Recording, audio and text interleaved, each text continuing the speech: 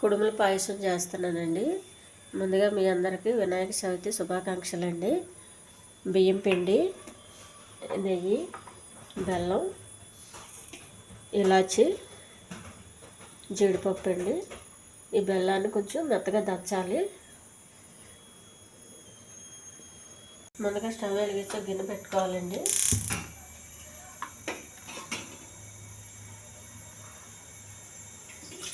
కొద్దిగా వాటర్ బాగా మరగనివ్వాలి. నీళ్ళు బాగా మరుగుతున్నాయండి.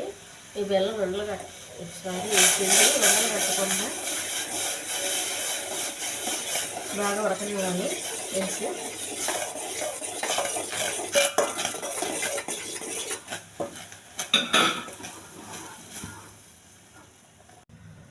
బాగా ఉడకనివ్వాలండి. కొంచెం ఉండలు కట్టకుండా కలుపుకుంటూ ఉండాలి.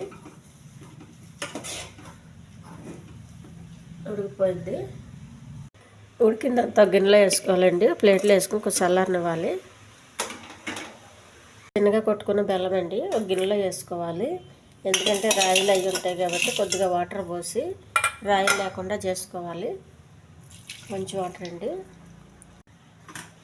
స్టవ్ వెలిగించి బెల్లం అంతా కరిగే వరకు పెట్టుకోవాలి.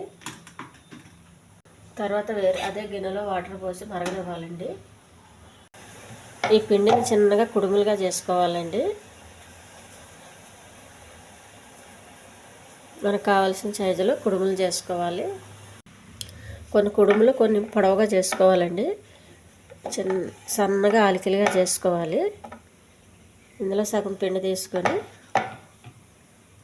కొంచెం పిండి తీసుకోవాలండి. వాటర్ వేయాలి. ఉండలు కట్టకుండా ఉండడం కోసం కొంచెం వాటర్ వేసుకొని కలుపుకోవాలి. వేడి నీటిలో పిండి వేసేస్తే ఉండలు కట్టేస్తుంది. అందుకు కొంచెం వాటర్తో ఉండలు లేకుండా కలుపుకుంటే నీళ్ళు బాగా మరుగుతున్నాయండి. మరిగే నీటిలో పిండి వేసి కలిపేయాలి. బాగా ఉడకనివ్వాలి పిండి. కొద్దిగా జీడిపప్పు అండి, బెల్లం పాకం కొంచెం వడకెట్టుకోవాలి. తీపి సరిపోయినంత.